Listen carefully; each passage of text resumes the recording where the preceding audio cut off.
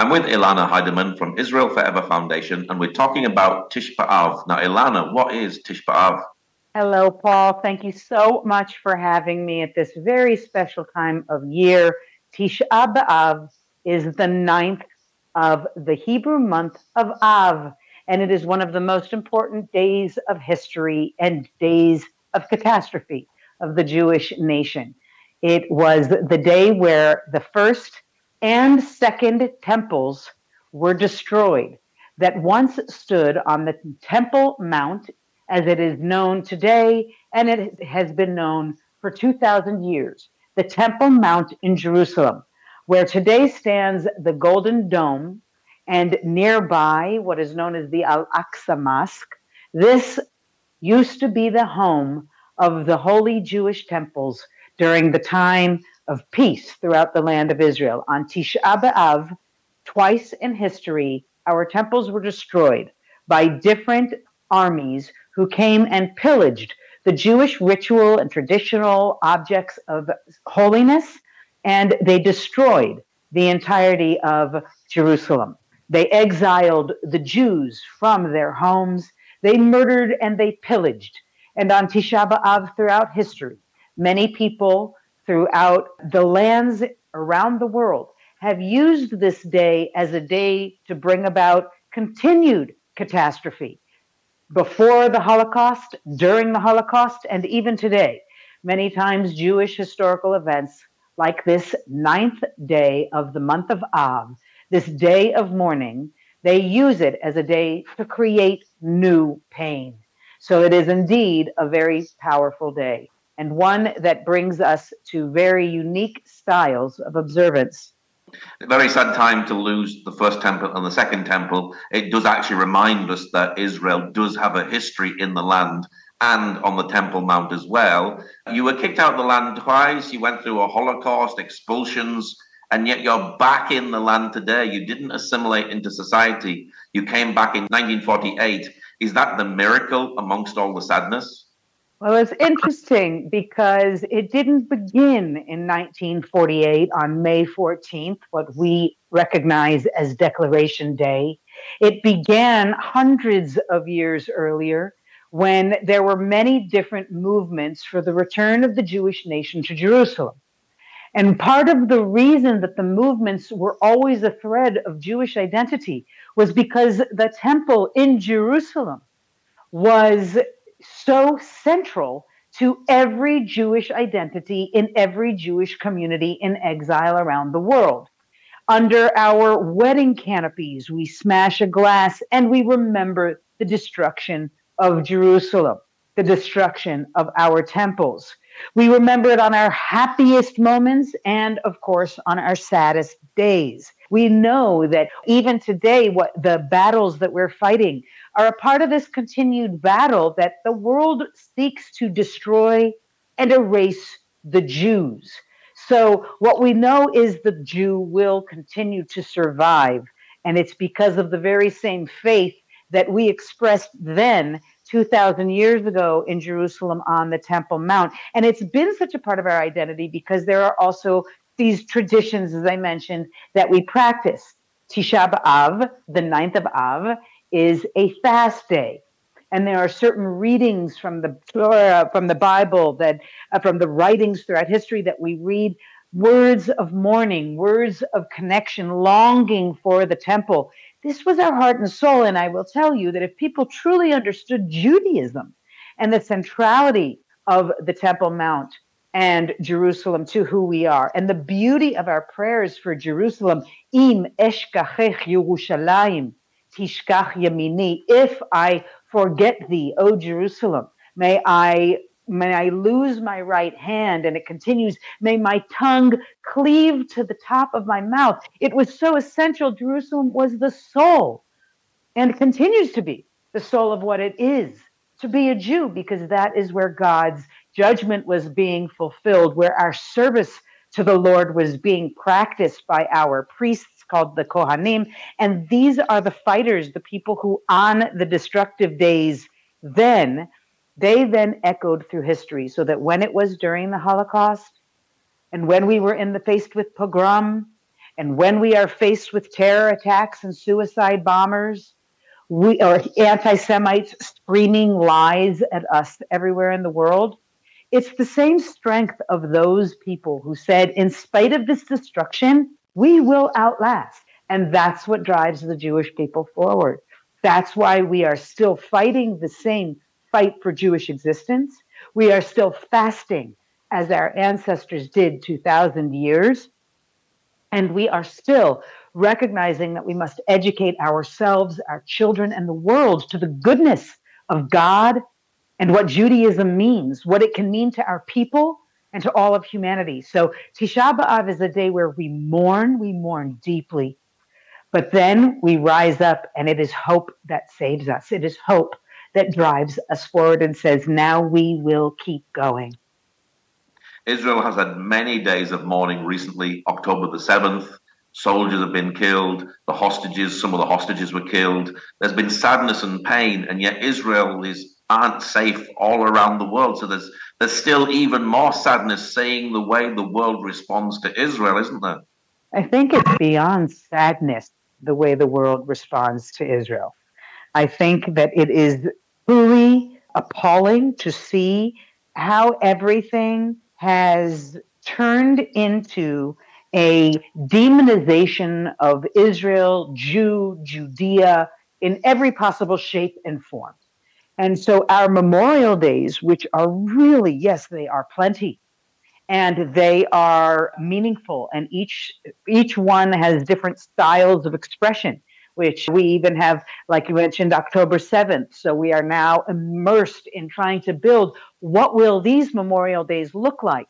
We have the experience because of establishing memorial style for the last 80 years since the Holocaust. And we, if I might say so, as a Holocaust scholar for all of my life, we have become very good at remembering. But as a recent book that was published says so eloquently, people love dead Jews. And so therefore, these memorial days are ways that people can express sorrow without drawing a connection to how it relates to the current hate being expressed against Jews. Because there is so much more that can be done to re-educate whole societies, and beginning with our own children in families and in small groups at schools and in communities.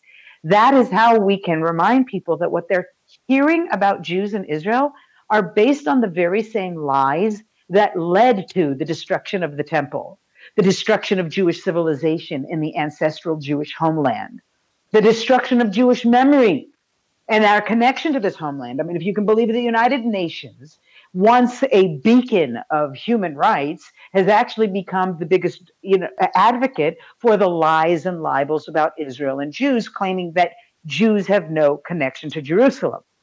Tish Ba Av, the 9th of Av, is a day of evidence that refutes any such claim in any such court of legal or public opinion. Why? Because we know the evidence is there. If you walk in the streets of Jerusalem, the evidence of the first temple is there. The evidence of the second temple is there. We have just discovered very recently more and more artifacts. It's incredible because Israel is determined to provide this evidence to the world. And one of the reasons is we know that in future generations, just as we said about the Holocaust, they will come and try to claim it never happened. They will claim it is not true. And we know that that is the case about the Jewish connection with Jerusalem.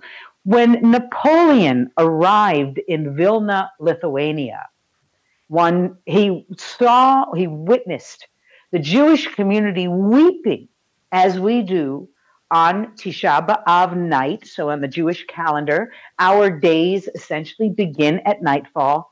When the sun sets, the next day begins. So the 9th of Av begins on sundown next Wednesday.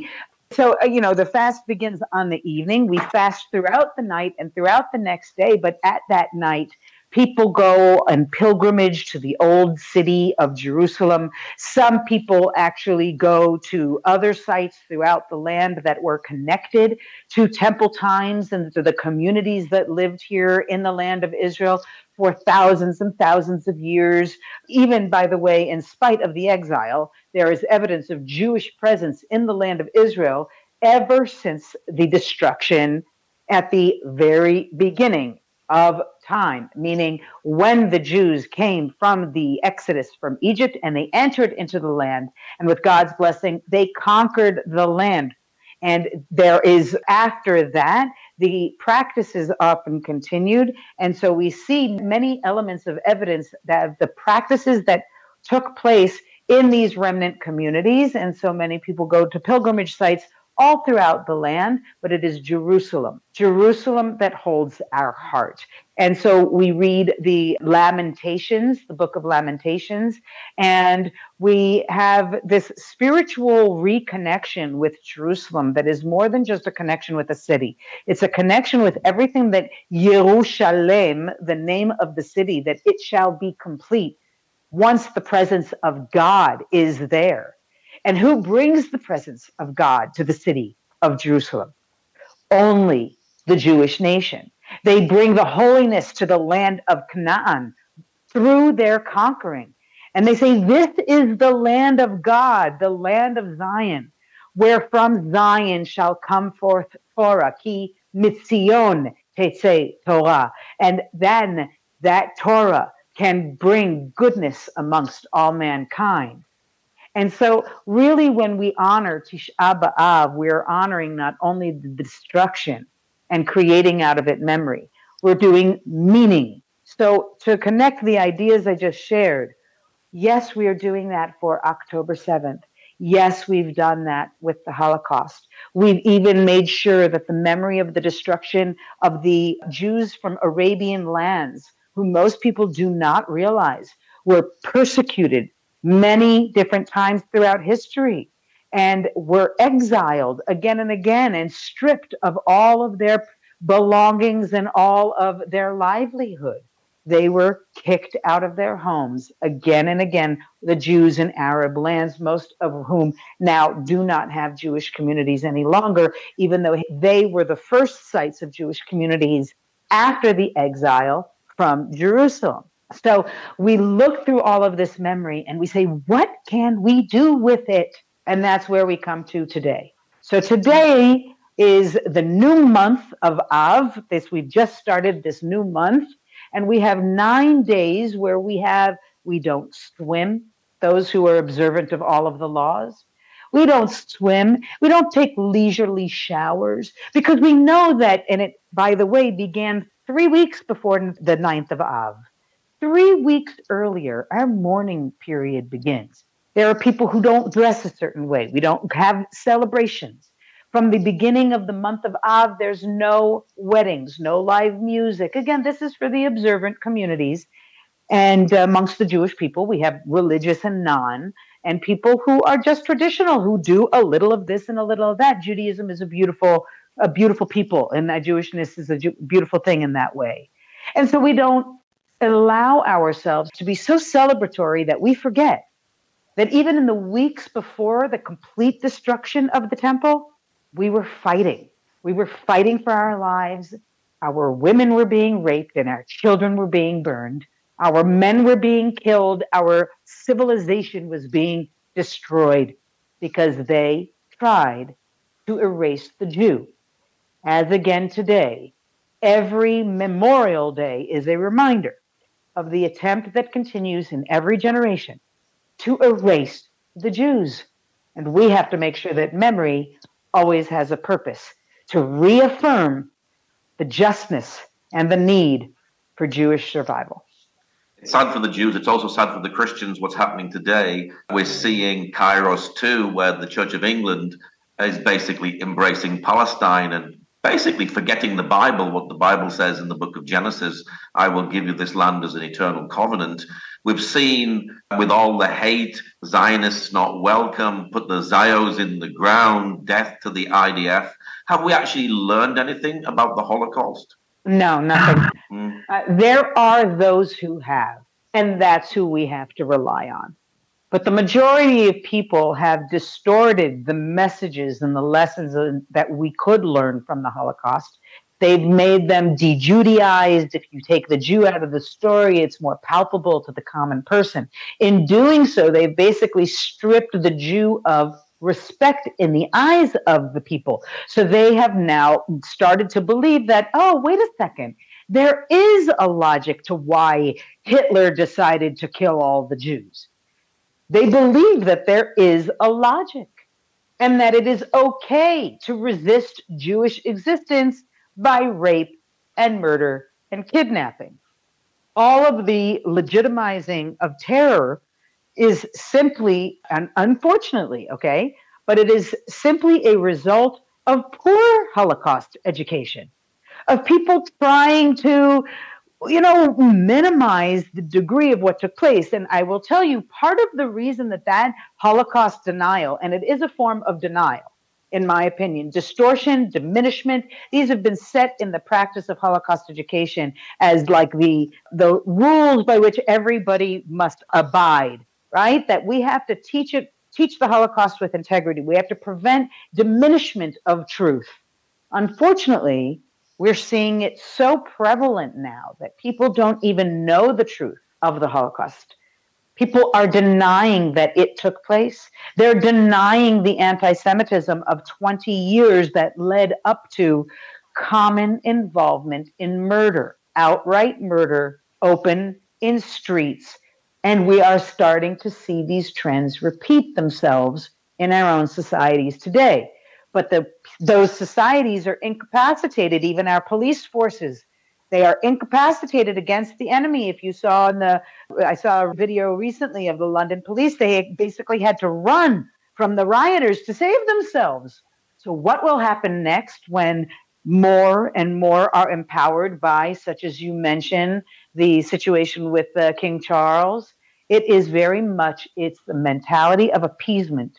And it's a danger with the caliphate that is attempting to be built right now throughout the Arab world. People have been so focused on first Gaza and siding with Hamas and, poor Palestinians, if you'll forgive me. I mean, no disrespect to humanity, but a society that enables that terror reality is a society that bears some responsibility. The same then became true as the world's attention was shifted. It became Iran, and it became Lebanon and Hezbollah. Now they're embracing Hezbollah, and they're embracing the Khomeini, people who are responsible for the death of millions of people and the continued desire to kill millions of people. And so what we have, though, is this need to criticize Israel, and yet not think, how do you stop these trends from continuing?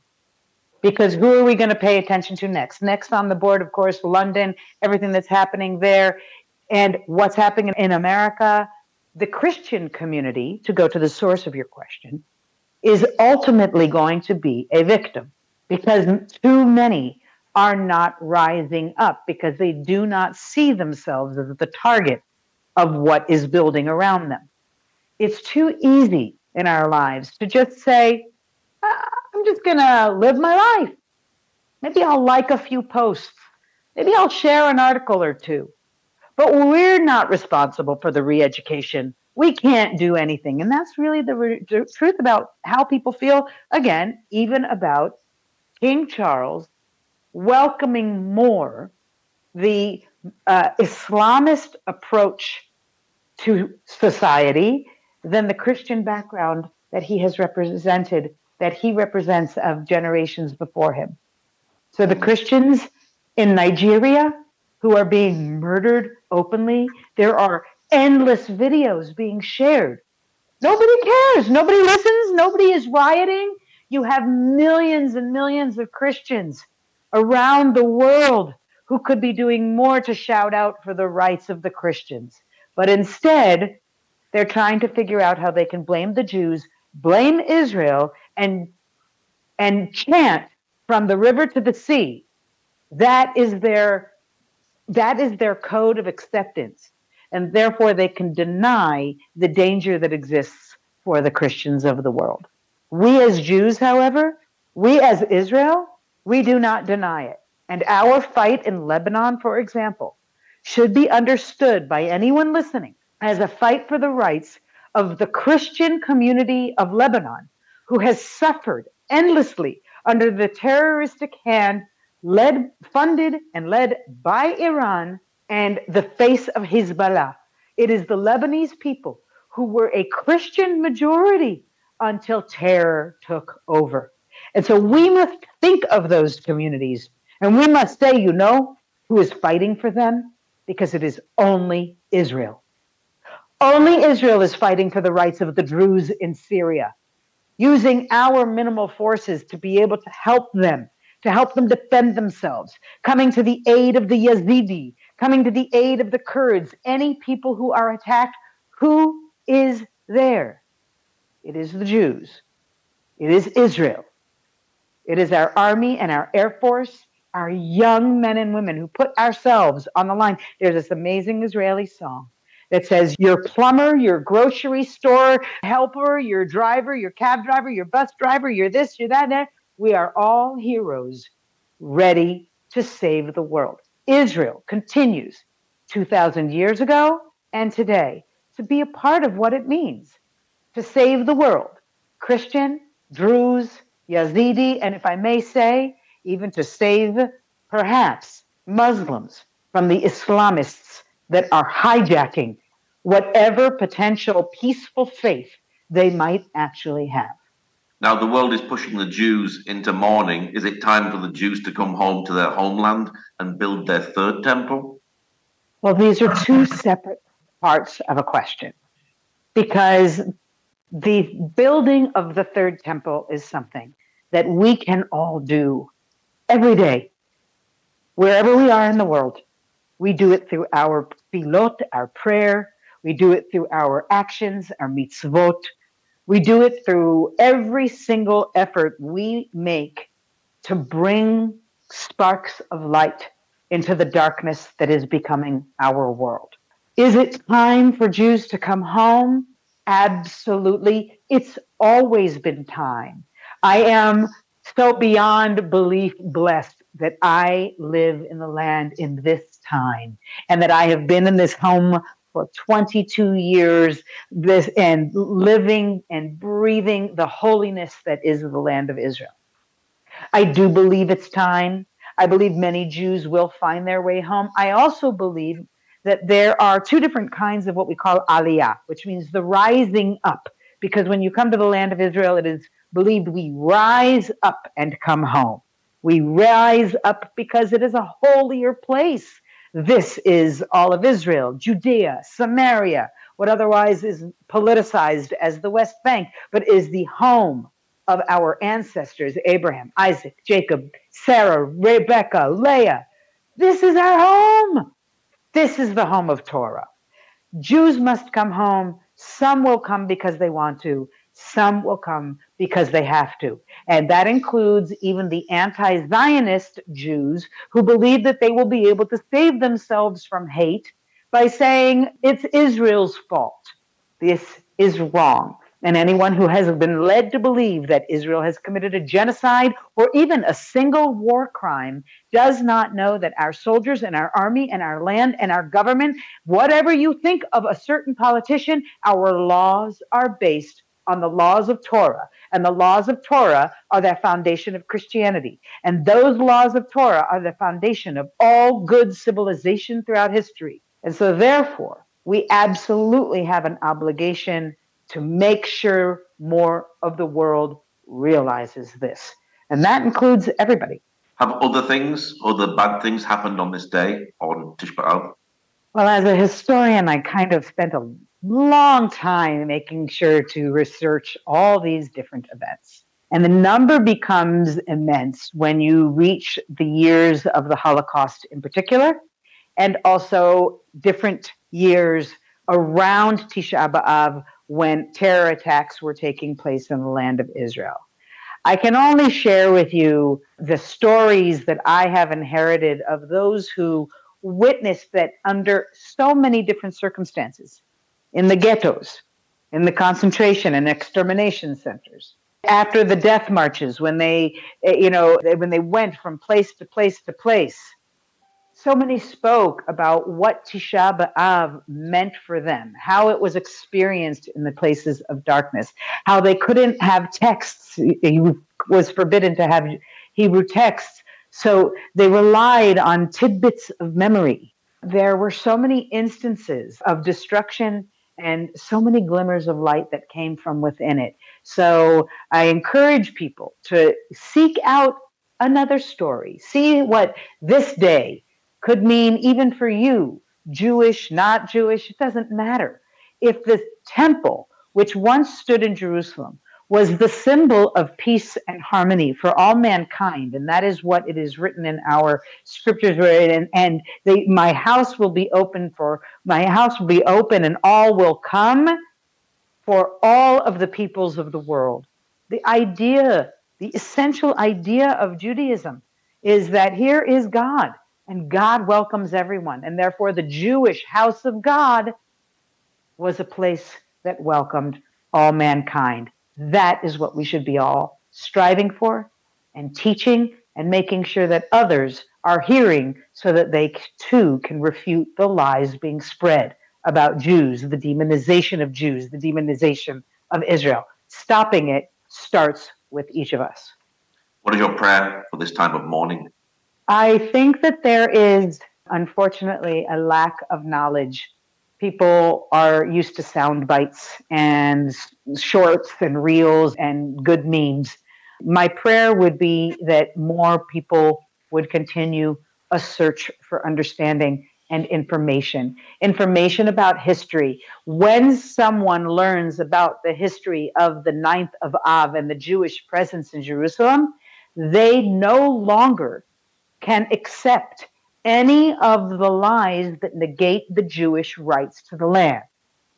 I believe that Tisha Ba Av is essential. There are many days throughout the year that can also enforce that historical relevance. Our Declaration Day is one of them, and in May 14th. And you have so many in the British history, of course, November 2nd, the day of the Balfour Declaration. These are our opportunities, and even upcoming League of Nations on July 24th. These historical dates in modern history are as essential as the 9th of Av in ancient history. And we actually have in the Jewish calendar, we know the days when the temple stones were first laid.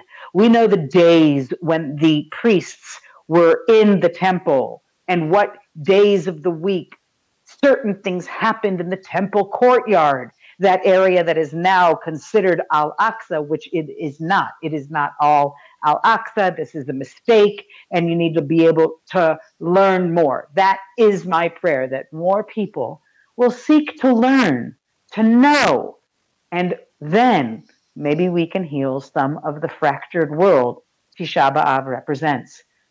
What's your website for people who'd like to know more? At israelforever.org, you can find a wealth of resources and information that emphasizes Israel's multidimensional reality. It's not just a state that dominates the news, even though we are less than 0.2% of the world's population.